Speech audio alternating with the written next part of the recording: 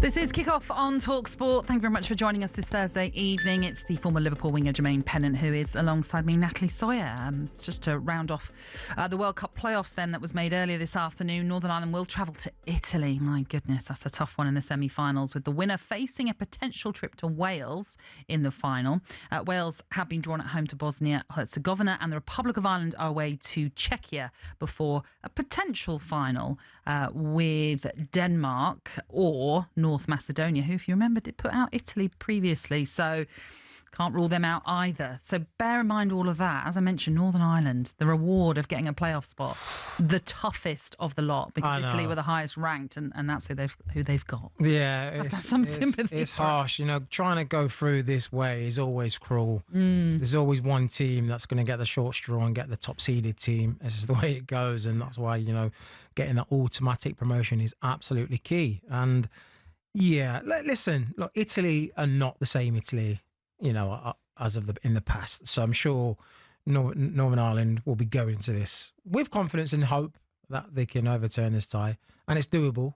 And it's doable, especially with the heart and grit that they've shown to get here. Yeah, let's just see what happens. Indeed, and as I say, the reward, if they were to get past Italy, could be that they'll play Wales, which would then guarantee a home nation through to the World Cup, like we have seen with Scotland qualifying earlier this week. So, as an England fan, Jermaine, are you also rooting for the other home nations, or are you very much, no, it's all about England, that's it? Listen, it's all about England, but if they was to get through, I wouldn't be, I'd say, well done, guys. Okay. You know, I want you to enjoy it. You know, we're spoiled. We get it, you know, every 2 years, Euros. There's a slight patronising tone there. No. I want you to enjoy it.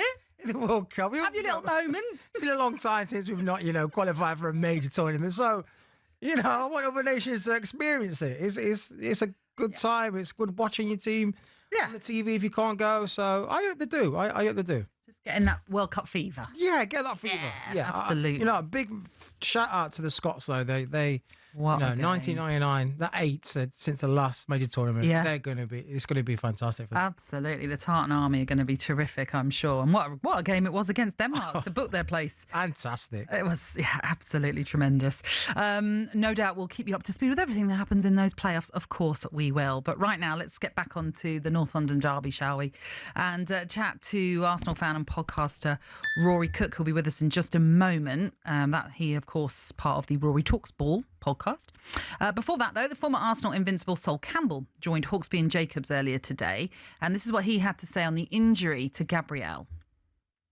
I think Gabriel has really shown his worth, not only just as a leader, but, you know, nicking those goals and being a presence in both boxes.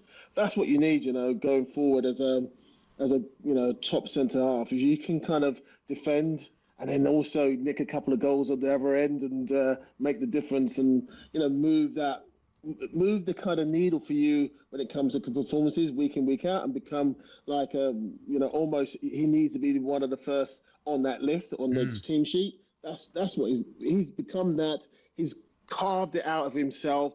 He's with performances and the way he's kind of conducted himself. You know, it's been incredible. He's done a really, really top job, Arteta, with him. But Gabriel has done a really. They're going to miss him for sure, that presence. But Arsenal they still have enough. Okay, well, join us then to give us the Arsenal take on the North London derby. It is Arsenal fan and podcaster Rory Cook from Rory Talks Football. Evening to you, Rory. How are you? Good evening, guys. Yeah, very well, thank you. How are you? Yeah. Good, thank you. Good, yeah. We've got to obviously talk about Gabriel and how big a loss this is for Arsenal. Do you think you can cope without him? Yeah, look, it's unfortunate. Obviously, happening in a fairly meaningless friendly is annoying, but we've been here before. You know, we spent a lot of time with him earlier this year, with him missing and Jakub Kiwior coming in, and arguably now we're even better set to deal with it with Hincapié and Mosquera, possibly Calafiori, and yeah, there are options there. So it's annoying, but it's not the end of the world. A quick one on it. I know you touched on it last year. Kiwior came in. But the game has obviously moved west with now set pieces, throw-ins and corners, and also such a threat from that. Do you think him not being there now, obviously, who's going to step up and how much are you going to miss that? Because he's going to be out for two months. You're talking about the offensive side. The offensive side of Gabriel. 2 months potentially be out. Is that going to have a massive impact now? Yeah, hopefully it won't have a massive impact. It will have an impact. Even when Kivior came in, and I have a huge amount of respect for what he did, the one thing that we definitely lost was that sort of aerial dominance in both boxes, defensively and offensively. And we do need to figure out a way of sort of replicating that, whether that's Mosquera, who is taller, Hincapié a bit shorter but more tenacious.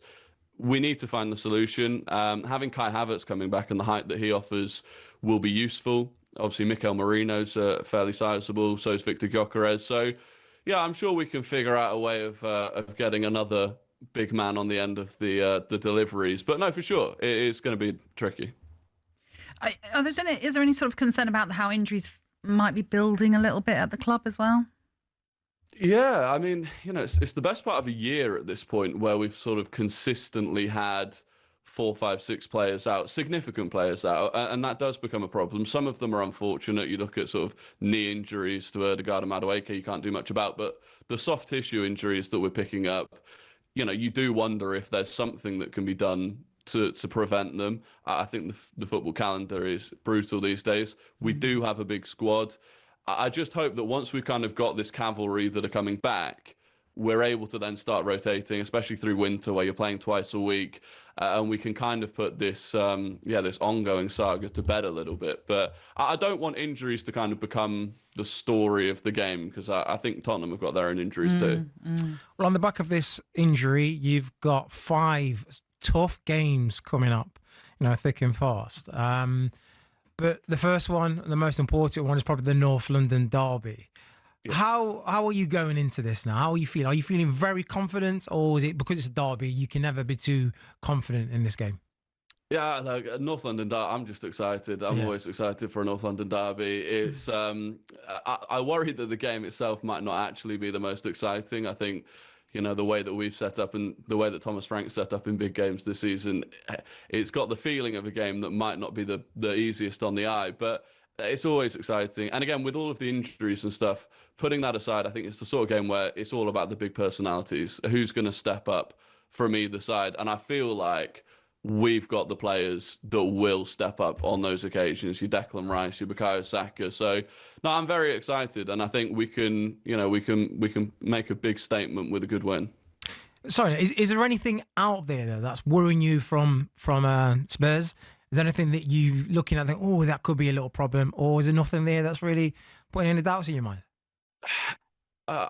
Not really. I mean, I love Mohamed Kudus as a player. He was a player I wanted at Arsenal, so it would be painful if he was to score. But they've not been a really sort of threatening attacking side. The only thing I really worry about is a 0-0 draw. I think they could set up really defensively, and with the attacking injuries that we've got, without Gabriel stepping up with a big header, maybe we don't score and it's a 0-0. But no, overall, I'd be very surprised if we came away with a loss, certainly. Obviously, this is a 4:30 kickoff on Sunday. By the time you kick off, Manchester City could just be a point behind you going into this one. So are you now worrying about City and the fact that you're having to look over your shoulder? Yeah, it's Man City. I think, you look at, the form that Erling Haaland's in, it's Pep Guardiola. They have as well sort of clicked recently defensively, which is something I thought they would struggle with this season. They seem to have figured that out. So, yeah, you're always looking over your shoulder. We've been here before. If they can go away to Newcastle on the Saturday night, win, I think that would be a big statement from them, much as it was when we went away to Newcastle the other week and won. So, and at that point, the pressure is on, at a point ahead. So, yeah, it's going to be like this. It's going to be like this for a long time. And all we can do is just keep putting our foot down, picking up 3 points and trying to stay ahead. Yeah. Rory, talkSPORT understands that Saka is going to, well, not going to, but in progression of signing a new long-term contract. How big of a boost is that for you guys?